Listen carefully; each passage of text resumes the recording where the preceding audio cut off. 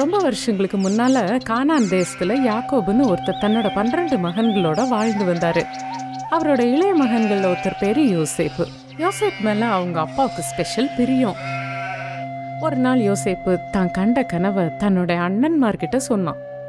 அப்ப நீ கனவுல பார்த்த மாதிரி எங்களை எல்லாம் ஆள போறேன்னு நிஜமாவே நினைக்கிறியா? சரியா சொன்ன சிமியோன். அப்பா இவனுக்கு அந்த கன்றாவி கலர் சட்டையை கொடுத்ததுனால இவன் தன்னை ஏதோ பெரிய புள்ளின்னு நினைச்சுக்கிட்டான். ரூபன் அண்ணே, நீங்க தான் எல்லாரோடையும் மூத்தவங்க, நீங்க என்ன சொல்றீங்க? நான் மூத்தவங்கிறதுனால தலைவனை இருக்கிற உரிமை எனக்கு தான் உண்டு.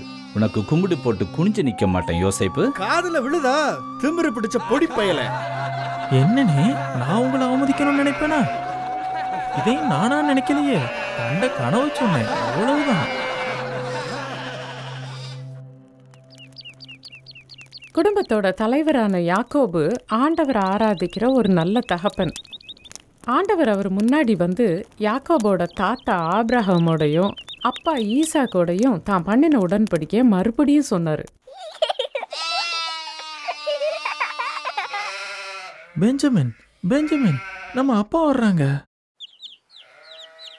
யோசேப்பும் பெஞ்சமினுமா ஏ செல்ல பிள்ளைகளாச்சே. நீங்க எங்க போயிருந்தீங்கப்பா? பலிபீடத்துல இருந்தேன். ஆண்டவரை தொழுதீங்களா? ஆமா, ஆண்டவர் என்கிட்ட பேசினாரு. எப்பவுமே அவர் நம்ம கூட இருந்து நம்ம குடும்பத்தை ஆசீர்வதிச்சு நம்மளை முழு உலகத்துக்கும் ஆசீர்வாதமா வைப்பேன்னு சொன்னாரு. நம்மளா? நாம எப்படி உலகத்துக்கு ஆசீர்வாதமா இருக்க முடியும்? நல்ல கேள்வி. அது எப்படின்னு தாண்டா எனக்கும் தெரியல. ஒன்னு தெரியுமாப்பா, கொஞ்ச நாளைக்கு முன்னால நான் ஒரு சொப்பனம் கண்டேன். அதுக்கு என்ன அர்த்தங்கிறது தான் புரியல. யோசேப்பு, உனக்கு தான் எப்பவுமே ஒரு ஸ்பெஷல் ஞானம் உண்டு. உன் சொப்பனம் உனக்கு புரியலங்கிறது எனக்கு ஆச்சரியமா இருக்கு. இல்லப்பா, நான் அண்ணன்மார்கிட்ட அதை சொன்னப்போ என்கிட்ட ரொம்ப கோவப்பட்டாங்க. அப்படியா? எங்க என்கிட்ட அந்த சொப்பனத்தை சொல்லு. நான் கண்ட சொப்பனத்துல சூரியனும் சந்திரனும் 11 நட்சத்திரங்களும் என் முன்னால குனிஞ்சு எனக்கு வணக்கம் சொன்னாங்க. யோசேப்பு, நீ எனக்கு ரொம்பவே பிடிச்ச மகன்தான். ஆனா உன் சொப்பனத்துல இருந்து எதுவுமே எனக்கு பிடிபட மாட்டேங்குதே. இல்ல, நானும் உன் அம்மாவும் உன்னோட 11 அண்ணன்மாரும் உன்னை வணங்க போறோன்னு சொல்ல வர்றியா? தெரியலப்பா, எனக்கே தெரியல. ஒரு நாள் யாக்கோபு யோசேப்பை ஒரு வேலை செய்ய சொன்னாரு. ஆனா அந்த சின்ன வேலை அவங்களோட வாழ்க்கையை எப்படியெல்லாம் வளைக்க போகுதுன்னு யோசேப்புக்கு அன்னைக்கு தெரிஞ்சிருக்க வாய்ப்பே இல்லை. என்னப்பா ஏதோ சொல்ல வந்தீங்களே? ஆமாடா, உங்க அண்ணன்மாரெல்லாம் ஆடு மேய்க்கிறதுக்கு வடக்க போயிருக்காங்க. எப்படி இருக்காங்கன்னு தெரியணும். நீ சாப்பாடு எடுத்துட்டு போய் பார்த்துட்டு வந்துடு. அப்பா, போறதுக்கு எனக்கு என்னமோ மாதிரி இருக்குப்பா. அட, நீ ஒண்ணு கவலைப்படாம போயிட்டு வா, கர்த்தர் பார்த்துக்கிடுவாரு. யூதா, அங்க பாரு யாரு வர்றாருன்னு. அந்த சொப்பனக்கார பைய யோசேப்புலா வாரான். அதுவும் அப்பா நெஞ்சு கொடுத்து அந்த கோமாளி சட்டையை போட்டுக்கிட்டு. அவனை பார்த்தாலே பத்திக்கிட்டு வருது. எங்கேயாவது தொலைஞ்சு போனானா எவ்வளவு நல்லா இருக்கும். செத்தா கூட சந்தோஷம்தான். ஆமா ஆமா, நாமளே அவனை கொன்னுட்டு கூட காட்டு மிருகம் ஒண்ணு இவனை சாப்பிட்டுருச்சுன்னு அப்பா கிட்ட ப்ரூடா விட்டுறலாம். இல்ல சிமியோன், யோசேப்பு என்னத்தான் இருந்தாலும் நம்ம தம்பியா போயிட்டான். அவன் ரத்த பழி நமக்கு எதுக்கு? பேசாம ஒரு குழிக்குள்ள அவனை தள்ளி போட்டுருவோம். ரூபன் சொல்றது ரொம்ப சரிதான். குழிக்குள்ள போட்டுட்டா அவன் கதை நிச்சயமா முடிஞ்சிரும். எல்லாரும் எப்படி இருக்கீங்க? உங்களை எல்லாம் பார்த்துட்டு வர சொல்லி என்னை அப்பா அனுப்பி வச்சாங்க. ஆனா சொப்பன தம்பி, இந்த தடவை எங்களை பார்த்ததுக்கு நீதான் வருத்தப்பட போற. சிமியோன், எதை பத்தி பேசுறீங்க? அவனை பிடிங்க. நிறுத்துங்கண்ணே, போதும். கிறுக்குத்தனமான சொப்பனங்க இனிமே உனக்கு சிம்ம சொப்பனமா மாற போகுது. அந்த கோமாளி கலர்ச்சட்டையை கலத்துங்கப்பா. ஓங்கி அடி அவனை. அந்த குழிக்குள்ள தூக்கி போடுங்க. அதான் சரி, அப்படியே உள்ள போட்டுரு. போடுப்பா. அப்படிதான் உள்ள போடு.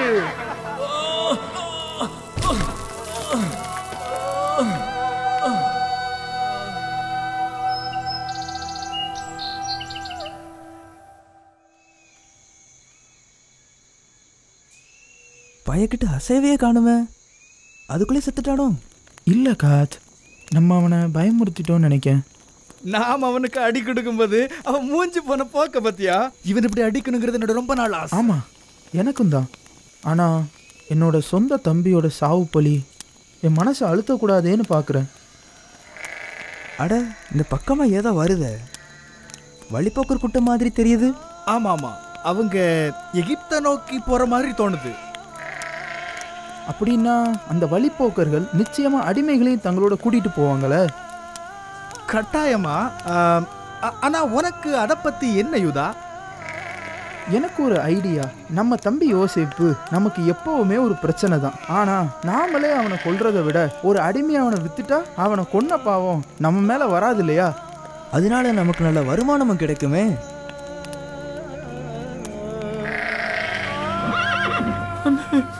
கெஞ்சி கேட்டுக்கிறேன்னு என்ன பண்ணிடாதீங்கண்ணே.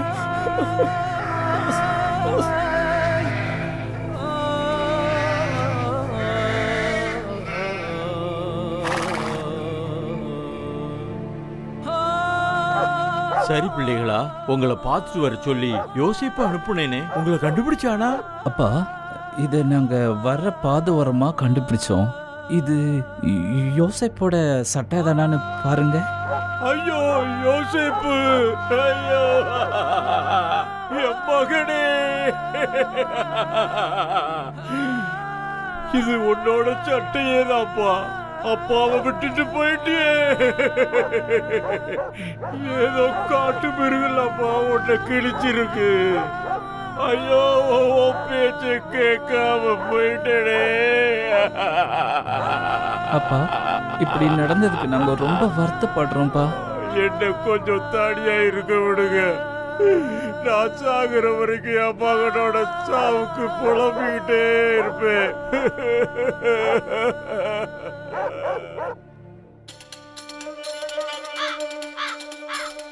அந்த வழிபோக்கர்கள் யோசேப்பை கூட்டிக்கிட்டு எகிப்து நாட்டுக்கு போனாங்க.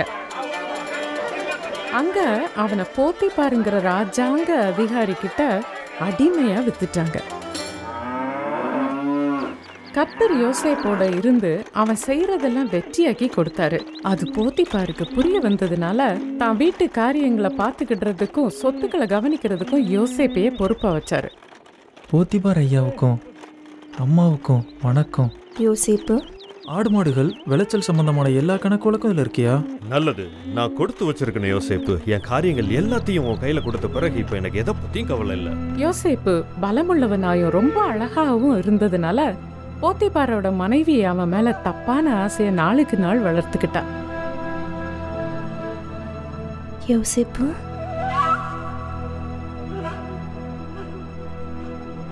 என்னை கூப்பிட்டீங்களாம்மா? யோசேப்பு, உங்களுக்கு நான் ஏதாவது ஒத்தாசை பண்ணணுமா? என் மனசு உன்னையே சுத்தி வருது தெரியுமா?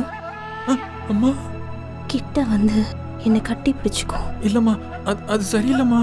என்னோட வந்து படுத்துக்கோ. ஐயோ, அது கடவுளுக்கும் என்னோட எஜமான் போத்திபாருக்கும் விரோதமான பாவமாச்சு. எப்படி இப்படிலாம் என்கிட்ட கேட்க முடியுது? ஏன்னா உன் மேல அவ்வளோ ஆசை வச்சிருக்கேன். வேண்டாமா, தயவு செய்து வேண்டாமா. என்னோட என் படுக்கைக்கு வா. இல்லம்மா, மாட்டேன். யோசேப்பு தன்னோட பாவம் செய்யறதுக்கு உடன்படலன்னு தெரிஞ்ச உடனே போத்திபாரோட மனைவி கோபப்பட்டு அவன் மேல பொய்யா பழி போட்டா. ஐயோ, இவ என்ன பாலியல் பலாத்காரம் பண்ண பார்த்தா. இத பாருங்க, அவனோட மேலாட நான் கத்துன உடனே அவ ஓடிட்டான். தன்னோட மனைவி சொன்ன வார்த்தைங்களை நம்பி போத்திபார் ரொம்ப கோபப்பட்டாரு. ராஜாவோட கைதிகளை அடைச்சு வச்சிருந்த சிறைச்சாலையில யோசேப்பையும் தள்ளிட்டாரு. ஆனா சிறைச்சாலையில கூட கர்த்தர் யோசேப்போட இருந்தாரு. கொஞ்ச நல்ல சிறை அதிகாரி யோசேப்புக்கு மத்த கைதிகளை கவனிக்கிற பொறுப்பை கொடுத்தாரு. அந்த கைதிகள்ல ஒருத்தனோட வேலை ராஜாவுக்கு திராட்சரசம் கொடுக்கறது. திராட்சரசக்காரரே, நல்லா தூங்குனீங்களா? ஐயோ, அதை ஏன் கேட்குறேன்? ராத்திரி எனக்கு வந்த சொப்பனத்துல தூக்கமே போச்சு. ராத்திரி முழுசும் ஒரே கவலை தான். சொப்பனமா? அந்த விஷயத்துல நான் உங்களுக்கு உதவி செய்யலாமே. அப்படியா? சொப்பனத்துக்கு அர்த்தம் சொல்ல தெரியுமா? கடவுள் தான் சொப்பனத்தோட அர்த்தத்தை சொல்லுவாரு. உங்க சொப்பனத்தை சொல்லுங்க. என் சொப்பனத்துல ஒரு திராட்சை கொடியை பார்த்தேன். அதுல 3 திராட்சை கொலை இருந்துச்சு. நான் அதை பிழிஞ்சு பார்வோன் ராஜாவுக்கு திராட்சை ரசம் தயார் பண்ணினேன். அட என்னையா எதுக்கு போய் கவலைப்பட்டேங்கிறீங்க? உங்க சொப்பனத்தோட அர்த்தத்தை பார்க்கும்போது பார்வோன் ராஜா இன்னும் 3 நாளைக்குள்ள உங்களுக்கு விடுதலை கொடுத்து திரும்பவும் அவருக்கு திராட்சை ரசம் கொடுக்குற வேலையில உங்களை சேர்த்துக்க போறாருன்னு தெரியுது. பிரமாதம். அப்புறமா திராட்சை ரசக்காரரே, நீங்க விடுதலை ஆகி போகும்போது என்னை கொஞ்சம் மனசுல வச்சுக்கோங்க. ஏன்னா என்னை அநியாயமாக ஒரு அடிமையாக வித்துட்டாங்க. அதோட இப்போ என்னை ஜெயிலில் போடுற அளவுக்கு நான் எந்த தப்பும் பண்ணலை. யோசேப்பு சொன்ன மாதிரியே அந்த திராட்சரசக்காரர் மறுபடியும் அரண்மனைக்கு போய் பழைய வேலையில சேர்ந்துட்டாரு. ஆனா யோசேப்பை சுத்தமா மறந்துட்டாரு. அதனால யோசேப்பு தொடர்ந்து ஜெயிலேயே இருக்க வேண்டியதா போச்சு. யாக்கோபால யோசேப்பை மறக்கவே முடியல. பல வருஷமா அவன் மரணத்தை நினைச்சு வருத்தப்பட்டுட்டு இருந்தாரு. ரொம்ப நன்றி பெஞ்சமின். என்கிட்ட வந்து என்னை கட்டி பிடிச்சிக்கோ, என்கிட்ட ஏறு. எனக்கு ஒரே ஆறுதல் நீதாப்பா பெஞ்சமின். என்னை விட்டுட்டு ரொம்ப நேரம் எங்கேயும் போயிடாத.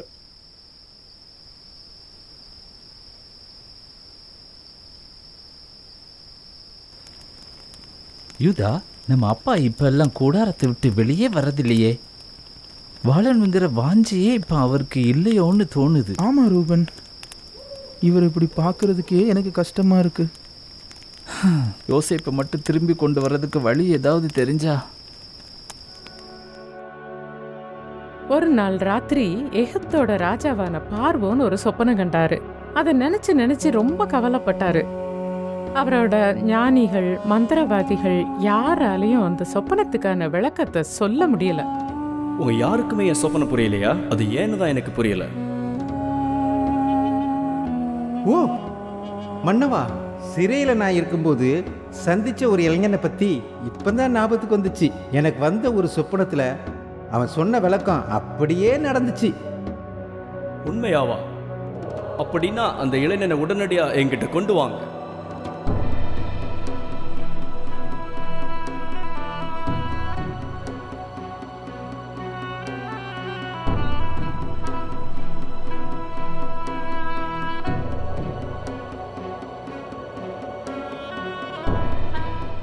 நேற்று ராத்திரி எனக்கு வந்த சொப்பனத்துக்கு யாராலையும் விளக்கம் தர முடியல. நீ சொப்பனங்களுக்கு விளக்கம் சொல்வியாமே, அது உண்மையா? பார்வோன் மன்னா, என்னால் உங்கள் சொப்பனத்துக்கு விளக்கம் சொல்ல முடியாது. ஆனால் என் கர்த்தரால் அது முடியும். உங்கள் சொப்பனத்தை சொல்லுங்க. சரி, என் சொப்பனத்தில் 7 கொழுத்த ஆரோக்கியமான பசுக்கள் நதியிலிருந்து வர்றதை பார்த்தேன். அதுக்கு பின்னாலேயே அசிங்கமா எலும்பும் தோலுமா இருக்கிற வேறு 7 பசுக்களை பார்த்தேன். அந்த எலும்பும் தோலுமான பசுக்கள் கொழுத்த பசுக்களை முழுங்கியும் முன்ன மாதிரியே எலும்பும் தோலுமா தான் இருந்துச்சு. இவ்வளவு தெளிவா தெரிஞ்ச சொப்பனத்துக்கு எனக்கு விளக்கம் தெரியலையேங்கிறது தான் கஷ்டமா இருக்கு. பார்வோன் மன்னா, நடக்க போற ஒரு காரியத்தை கடவுள் உங்களுக்கு காமிச்சிருக்காரு. அந்த 7 கொழுத்த பசுக்கள் எகிப்து தேசம் முழுவதும் உள்ள 7 வருஷ செல்வ செழிப்பை காட்டுது. ஆனா அந்த மெலிஞ்ச அசிங்கமான பசுக்கள் தொடர்ந்து வரப்போற 7 வருஷ பஞ்சத்தையும் வறுமையும் காட்டுது. சாப்பாடு தாராளமாக கிடைச்ச முந்தைய வருஷங்கள் ஞாபகத்துக்கே வராத அளவுக்கு அந்த பஞ்சம் ரொம்ப கொடுமையானதா இருக்கும். இது பயங்கரமா இருக்கே. இதுக்கு நாம என்ன பண்ணணும்? நீங்க ஒன்று பண்ணலாம் ராஜா. ஞானத்திலையும் அறிவுலையும் சிறந்த ஒருத்தரை நீங்கள் தெரிஞ்செடுக்கணும். அவர் செழிப்பான வருஷங்களில் விளையிறத சேகரித்தும் சேமிச்சும் வைப்பார். அப்போது பஞ்ச காலத்திலையும் உணவு போதுமானதாக இருக்கும். ஆமாம், பிரம்மாதமான யோசனை. அதை செய்யறதுக்கு யோசேப்பை விட சரியான ஆளு யார் இருக்க போறா? நானாமண்ணா? ஆமா, உன்னை விட ஞானியும் புத்திசாலியும் யாரும் கிடையாது. அதான் உன் கடவுள் இதையெல்லாம் உனக்கு வெளிப்படுத்தி இருக்காரு. இன்னைக்கே நான் உன்னைய எகிப்து தேசம் முழுசுக்கும் ஆளுநரா நியமிக்கிறேன். உன் கட்டளைகளுக்கு எல்லா மக்களும் கீழ்ப்படிஞ்சாகணும். உன்னை விட கூடுதல் அதிகாரம் இருக்கிறது ராஜாவான என்கிட்ட மட்டும்தான்.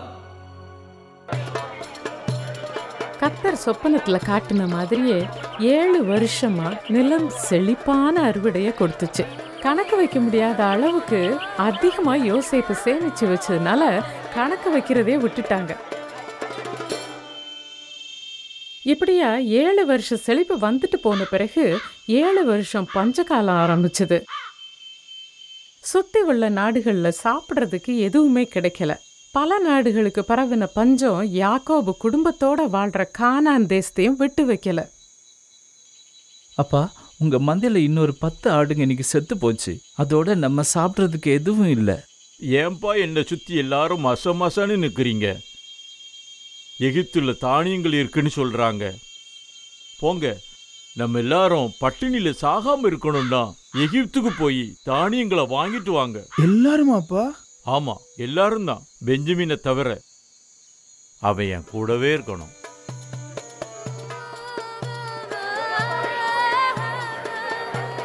தன்னோட சகோதரர்கள் எகிப்துக்கு வந்து சேர்ந்தப்போ யோசேப்பு அவங்கள உடனே அடையாளம் கண்டுபிடிச்சிட்டான். என் அண்ணாமாரு, அது எப்படி? யோசேப்பு பல வருஷங்களுக்கு முன்னால தான் கண்ட கனவை நினைச்சு பார்த்தான். ஆனா தன்னோட சகோதரர்களை தெரிஞ்ச மாதிரி காட்டிக்கல. அவங்க மாறிட்டாங்களா இல்லையான்னு சோதிச்சு பார்க்கணும்ல. உங்களை தான். நீங்க எங்க இருந்து வர்றீங்க? ஐயா, நாங்க கானான்ல இருந்து இங்க கோதுமை வாங்க வந்திருக்கோம். கோதுமை வாங்கவா? என்னால நம்ப முடியல. எங்களோட நாட்டில் பாதுகாப்பு குறைவா இருக்கிற இடம் எதுன்னு உளவு பார்க்க வந்திருக்கீங்க. இல்லையா, நாங்க அண்ணன் தம்பி 12 பேரு, எல்லாரும் ஒரே தகப்பனோட பிள்ளைங்க. எங்க கடைக்குட்டி தம்பி வேற வீட்டில் இருக்கான். இன்னொரு தம்பி இப்ப எங்களோட இல்ல. நாங்க நல்ல மனுஷங்க தான்யா. நாங்க உளவாளிகள்லாம் இல்லையா? இல்ல, நீங்க உளவாளிங்க தான். காவல்காரங்களே, இவங்களை இழுத்துட்டு போய் சிறையில் அடைங்க. ஐயோ, ஏன் நமக்கு இப்படி எல்லாம் நடக்குது? பேசாம இரு சிமியோன். நாம யோசேப்புக்கு செஞ்ச காரியத்துக்கு இப்போ தண்டிக்கப்படுறோம்னு இன்னுமா புரியல? நான் தான் அவனை ஒன்றும் பண்ண வேண்டாம்னு சொன்னேனே, நீங்க தான் கேட்கல. இப்போ அவன் சாவுக்கு நாம வாங்கி கட்டிக்க போறோம். என்ன மாறு, நான் செத்து போயிட்டதாவே முடிவு பண்ணிட்டாங்க.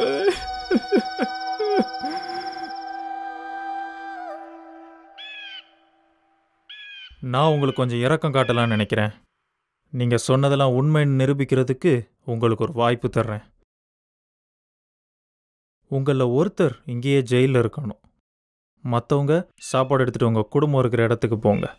இங்கே இருக்கிற உங்களுடைய ஆளை விடுவிக்கணும்னா உங்களோட கடைசி தம்பியை என்கிட்ட கூட்டிகிட்டு வரணும். அப்போ தான் நீங்கள் சொன்னதெல்லாம் உண்மைன்னு எனக்கு புரியும். ஐயா, பெஞ்சமினை கூட்டு வர சொல்றாரு. நம்ம அப்பா அதுக்கு ஒரு நாளும் சம்மதிக்க மாட்டாரு. ஆனா இப்ப நமக்கு வேற வழி இல்லையே. சரியா, நல்லதியா. நீங்க உங்களோட சகோதரர் திரும்பி வர்ற வரைக்கும் நீங்க தான் இங்க ஜெயில இருக்கணும். ஏய், நான் உங்க கூட பிறந்தவன்பா. மறந்து போய் என்ன இங்கேயே தொங்க விட்டுறாதீங்க. சீக்கிரமா வந்து சேருங்க.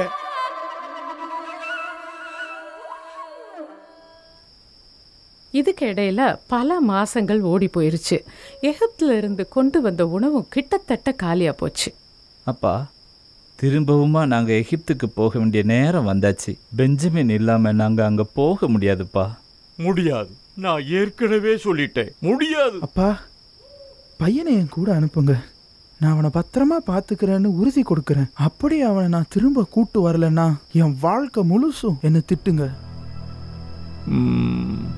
பெஞ்சமின், இப்ப நீ யூதா அண்ணனோட போறதை தவிர வேற வழி தெரியல. கர்த்தரோட கிருபை உன்னோட இருக்கட்டும்.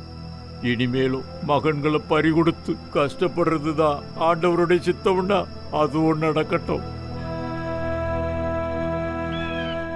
திரும்பவுமா எகிப்துக்கு போன சகோதரங்க யோசேப்புக்கு முன்னால போய் நின்னாங்க. தம்பி பெஞ்சமின். ஐயா, நாங்க எங்க அப்பாவோட கடைசி பையன் பெஞ்சமினை கூட்டு வந்திருக்கோம். இவன் தான் எங்க தம்பி. நாங்க உளவாளிகள் இல்லைங்கிறது இப்போ உங்களுக்கு நல்லாவே புரிஞ்சிருக்கும். தயவு செய்து எங்களை நம்புங்க ஐயா. கடவுள் ஒன்று ஆசீர்வதிக்கட்டும்பா. எல்லாம் தயார் பண்ண பிறகு இவங்களை உள்ள அனுப்பு. இன்னைக்கு இவங்க என் கூட சாப்பிட போறாங்க. அடுத்த நாள் தன்னுடைய அண்ணன்மார் கொண்டு வந்த பைகளை கோதுமையால நிரப்ப சொல்லி தன் ஆட்களுக்கு கட்டளை கொடுத்தான். ஆனா தான் சகோதரர்களை இன்னைக்கு சோதிச்சு பார்க்கணுங்கிறதுக்காக தன்னுடைய பணியால் வச்சிருந்த வெள்ளி கோப்பையையும் பெஞ்சமினோட சாக்கு பைக்குள்ளேயே போட்டு கட்டி வச்சிட சொன்னான். யோசேப்போட சகோதரங்க எல்லாரும் எகிப்தை விட்டு கிளம்பி கானானுக்கு பாதி வழி போறப்ப யோசேப்பு தன்னுடைய பணியாளை அனுப்பி அவங்களை நிறுத்தினான்.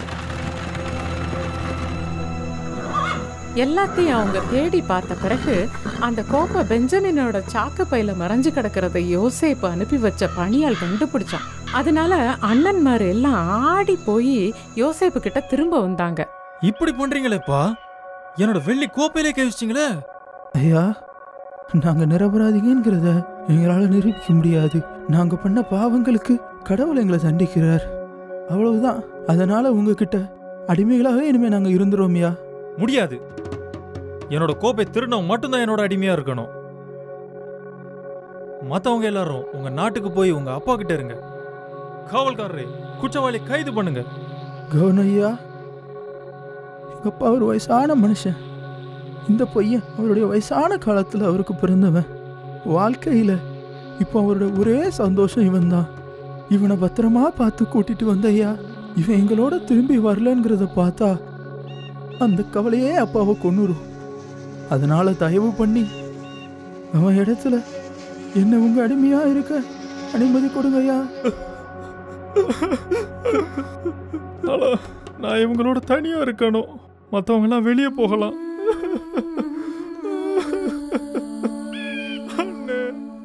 நான் தான் யோசேப்பு, அடிமையா வித்து போட்ட அதே யோசேப்பு. என் தம்பி யோசேப்பா? ஆமா யூதானே, நானே தான். அவன் உயிரோடு இருக்கான். நான் அவனை திரும்பமா பாப்பேன்னு நினைக்கவே இல்லை. ரூபண்ணே, யூதானே, என்னை நீங்க இங்க அனுப்பல, கடவுள் தான் அனுப்பி வச்சிருக்காரு. அவர் எனக்கு எகிப்து முழுசுக்கும் ஆளுநரா இருக்கிற பொறுப்பை கொடுத்து என் மூலமா உங்க உயிரை காப்பாத்தி இருக்காரு. அப்போ எங்க மேல இப்ப கோவம் இல்லையா? இல்லை யூதானே, நீங்க எனக்கு தீங்கு செய்ய நினைச்சீங்க, கர்த்தர் அதை நன்மையா மாத்தி கொடுத்துட்டாரு. பெஞ்சமின், உன்னை ரொம்பவும் நேசிக்கிறேன்டா. சரி, ஒரு நிமிஷம். நம்ம நிலைமை இன்னும் என்ன ஆக போகுது? சிமியோன்னே, நாட்டில் பஞ்சம் இன்னும் 5 வருஷம் இருக்கும். பலர் செத்து போவாங்க. உங்க பிள்ளைகளையும் பேர பிள்ளைகளையும் ஆடு மாடுகளையும் கூட்டிட்டு வந்துருங்க. நான் உங்களுக்கு எகிப்திலேயே ஒரு நல்ல இடம் கொடுத்து உங்களை பராமரிக்கிறேன். சீக்கிரமா அப்பாவை கூட்டிட்டு வாங்க. அவர் என் கூட இங்க இருக்கணும்னு எனக்கு ரொம்ப ஆசையா இருக்கு.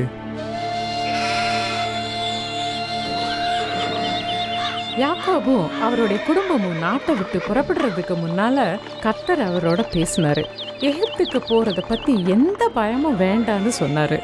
தான் அவங்க கூடவே வர்றதாயும் ஒரு நாள் யாக்கோபோட வாரிசுகளை திரும்பவும் கானான் தேசத்துக்கு கொண்டு வந்து தான் ஆபிரகாமுக்கும் ஈசாக்குக்கும் கொடுத்த வாக்குறுதியை நிறைவேற்றுறதாவும் சொன்னாரு. யோசேப்பு, என் மகனே.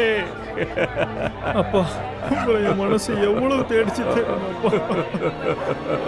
என்னோட தகப்பனான ஈசாக்கின் கடவுளுக்கு நன்றி. அவர் என்னோட குடும்பத்தை ஆசீர்வதிச்சிருக்கிறாரு, வாக்கு கொடுத்த மாதிரியே ஆசீர்வதிச்சிருக்கிறாரு.